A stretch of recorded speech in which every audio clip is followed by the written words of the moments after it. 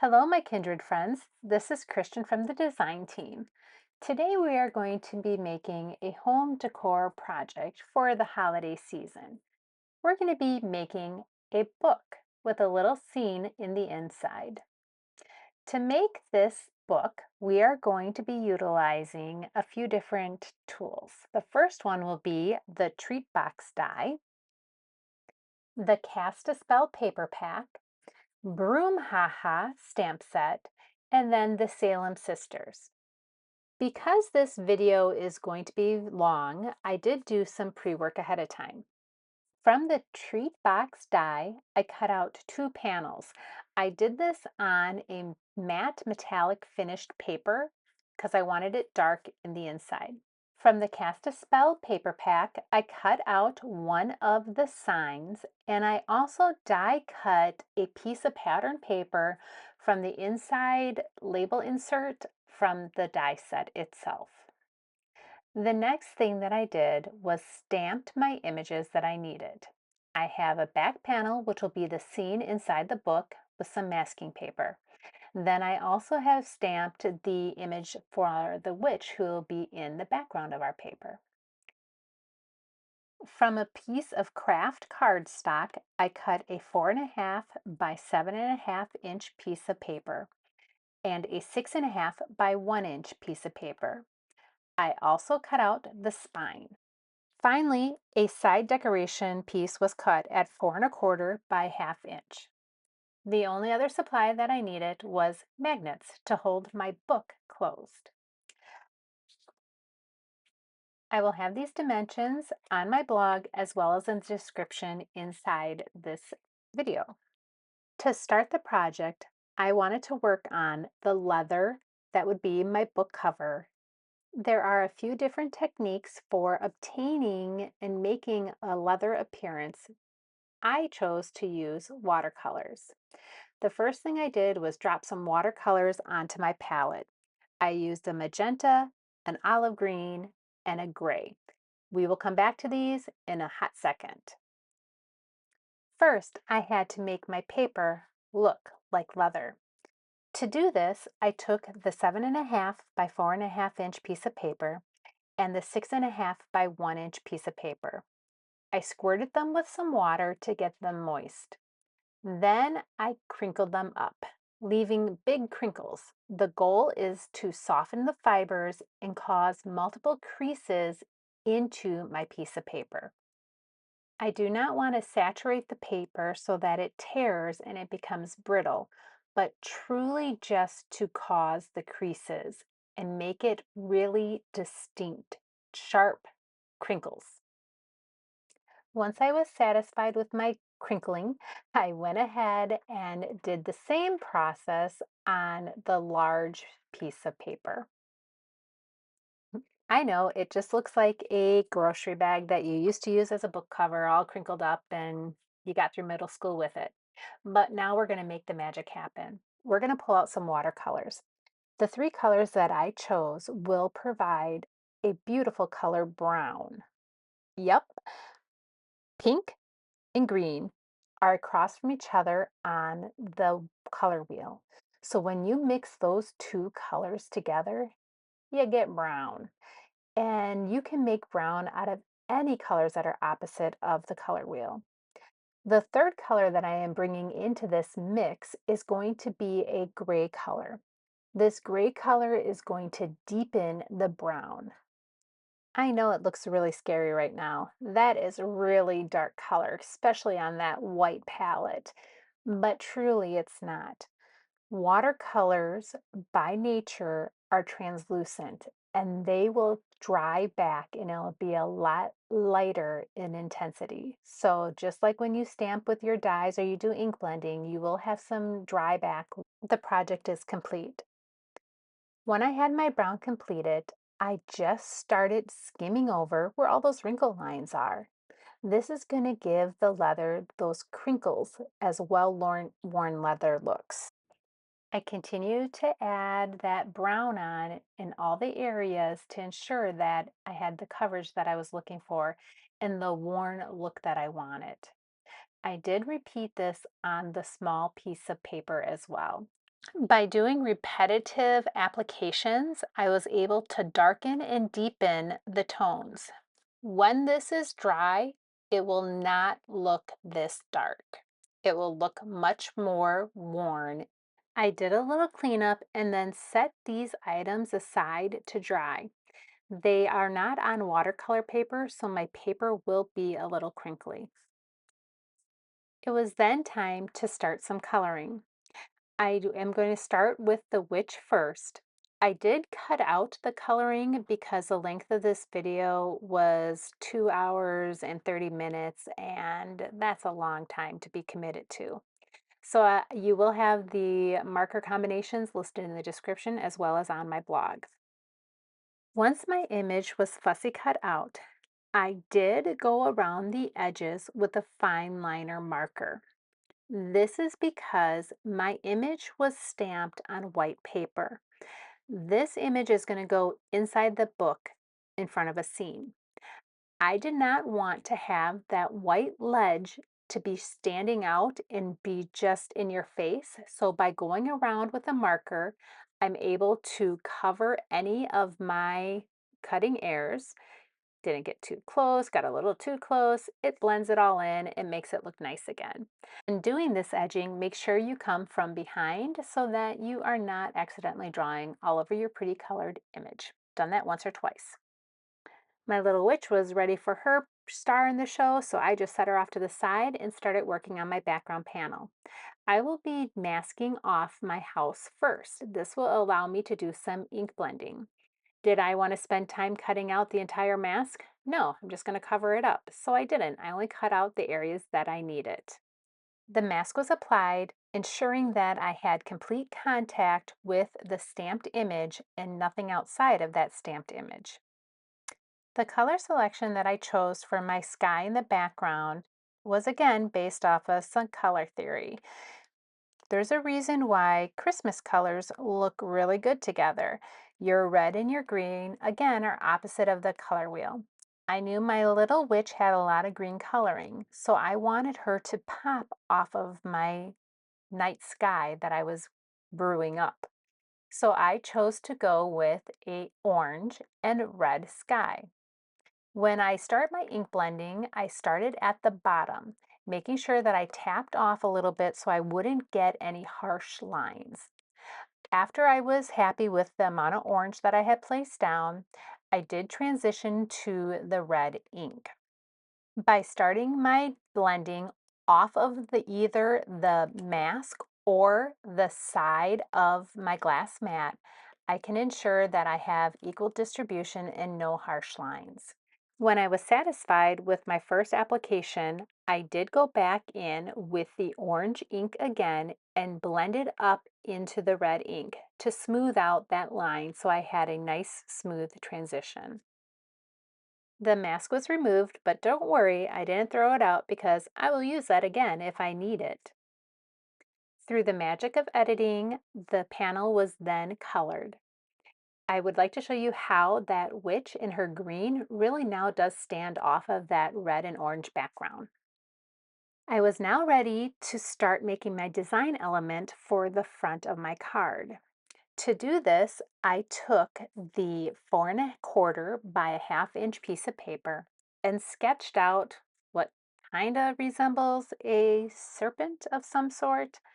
I'm not an artist, but all I have to do is give the illusion, and everyone else's mind will put together what I am trying to draw. Science again for the win. Once my image has been sketched out, I go in with a fine liner marker that is safe for alcohol coloring. I am doing a nice fine black line around my little serpent, and then I will erase any pencil lines that may still be visible. As when I'm doing my coloring for a metal, I want to make sure that none of those pencil lines show through. So let's talk a little bit how to add color and dimension to this image to make it look like a metal. I picked out some cool gray colors. I'm using all different shades to get the different looks that I'm going for. The first thing that I'm going to do is draw a line on the outside of the line that I had drawn with an alcohol marker that is in my darkest shade. This is going to give that serpent or that snake the ability to be forward facing and really s- dimensional. Then I came in with my second mid-tone or one tone down from my previous color. And I went around and edged those areas as well. Then I came in with my third color and added color to the entire panel, including the snake. Once I had all of the base colors down, I came in with my markers and did some stippling. The stippling is heaviest on the edges of the paper and around the snake so that the snake only has a little bit of the modeling look that I'm going for a pewter type tone. And I will go in with all of my markers doing the stippling, causing higher and lower and brighter and darker, giving it all those different tones to make it look like a piece of metal. I am also ensuring that I have covered the sides of my white piece of paper so that it too does not have any white lines showing and it will blend in and make it look like it is one solid piece of metal. With the snake complete, it was now time to start working on the closure. I needed a metal oval that will go around my closing flap to my book. To do this, I just took a piece of white scrap paper that was 1 inch in diameter. That is the same diameter as the piece of leather that we had already designed. That was at 6.5 by 1 inch. And I just used the same dimensions because I just needed to cover that band. I also did not make this very concise, precise, very circularly, made it smooth because this is an old book. I didn't need it to be perfect. Again, I needed that illusion, and it allows me to have some freedom with my design by ensuring there's some wonkiness. I repeated the same process. I outlined it in a fine liner, erased it, and colored it using the same markers and the same techniques. Once I was satisfied with my coloring, I did then go in and fussy cut as well as re-outline the image. So again, I didn't have any white showing that I didn't need there because I needed it to look like metal. With all my prep work done, it was then time to do the final cutting out.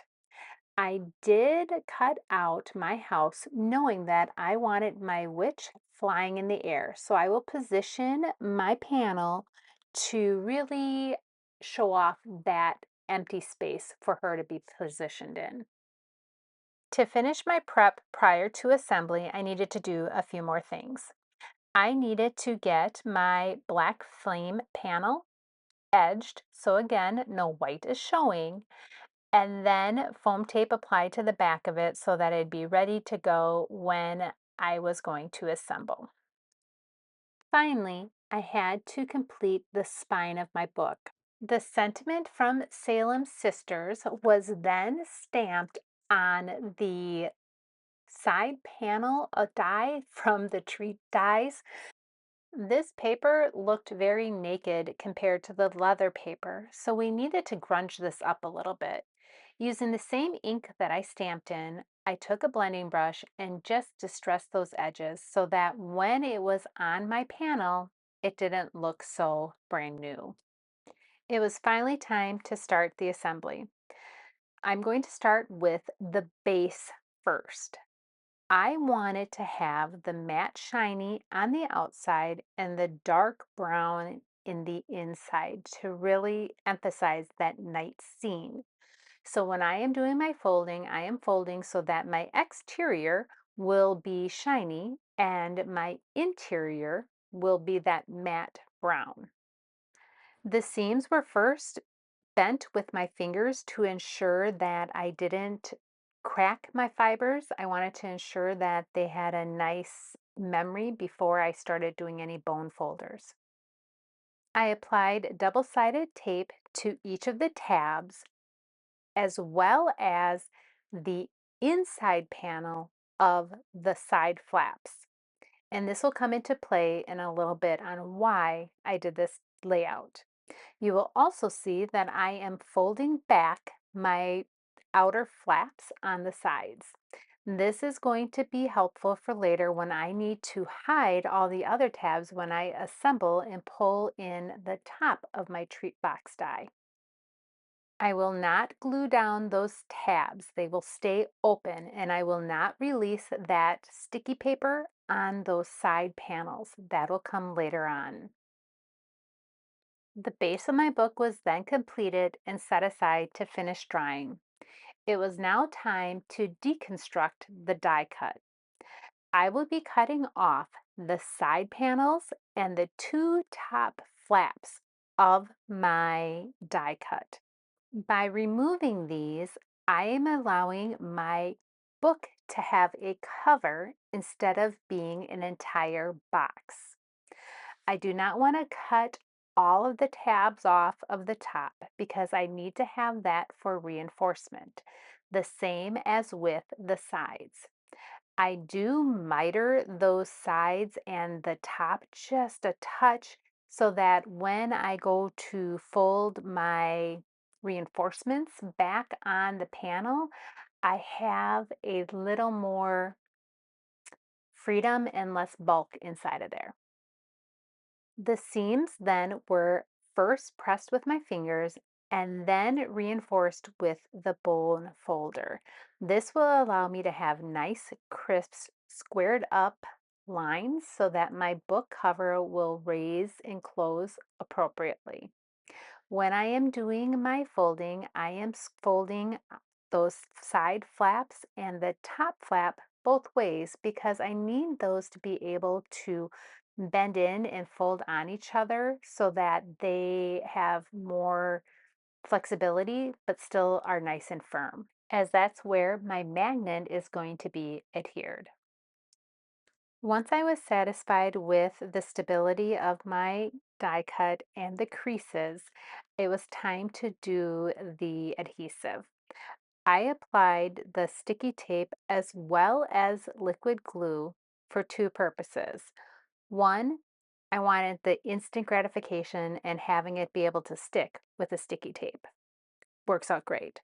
But secondly, I wanted to ensure that my piece of paper, because it was coated in metallic, that it would stay adhered.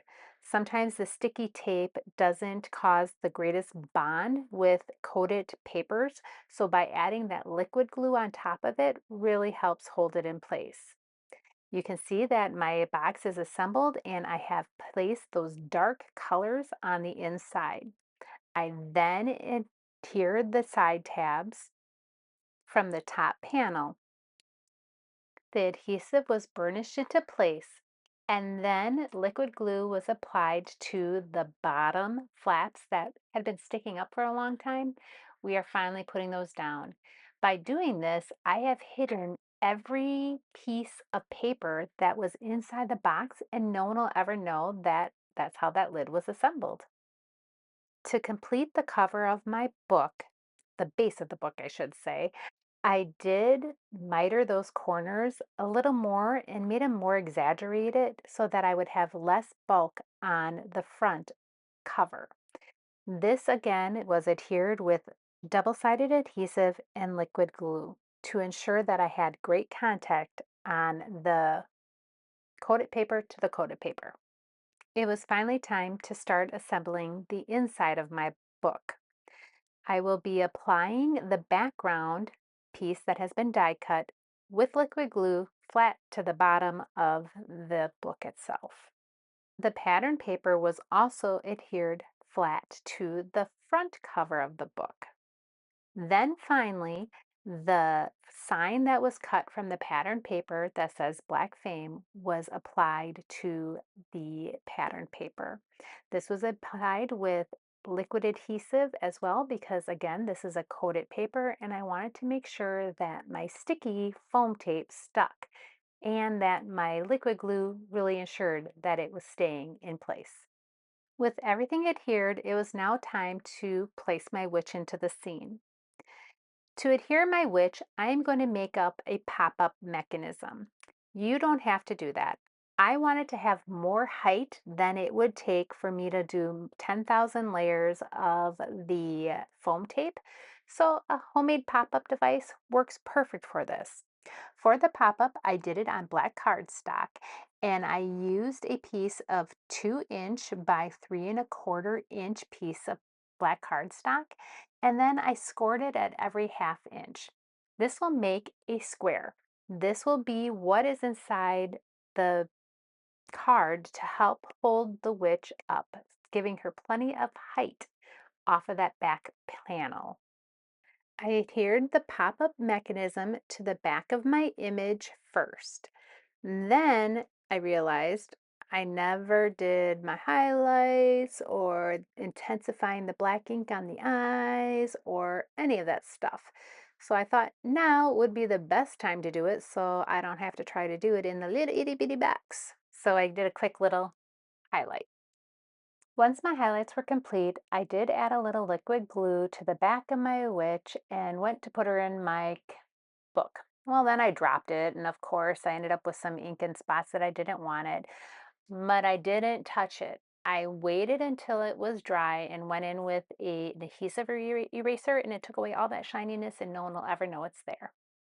Well, besides you and whoever else watches this video, but potato, potato.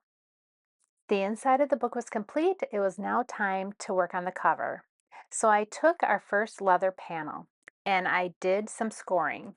I scored it on the 7 1/2 inch side at 3 1/4 and 4 1/4. I reinforced that and ensured that that did line up and match my book so that when I do my final scoring, it fits perfectly. The 6 1/2 by 1 1/inch piece closure mechanism is what we're going to score next. We will be scoring that on the 6 1/2 inch side at 3 inches, 4 inches, and 5 1/4 inches. This measurement seems a little off, but that is where we will be putting our magnet, so it will be hidden inside that little flap. It was now time to add my really strong sticky-sided adhesive to the cover of my book. I will be also placing sticky tape in all areas that our closure mechanism will sit. The closure mechanism will be placed on first. I remove the back adhesive and line up the panel to ensure that it is in the correct spot. I then added more sticky tape to that mechanism so that it had a place to stick when the device was completely assembled. I then replaced that sticky adhesive covering the backing on there so that I could put my book in there without it getting stuck on there and not being in perfect alignment. I continued to assemble by removing the backing and adding some liquid adhesive until the back panel was attached. So my spine and my back panel are attached. I have not added my magnet yet, so I do not want to put my top cover in place. So let's go through the magnet placement. The first thing I needed to do was get the sticky tape in all the places I needed it. I will be burying my magnet on the cover as well as the leather cover. So I needed to make sure that my sticky tape went all the way to the edges.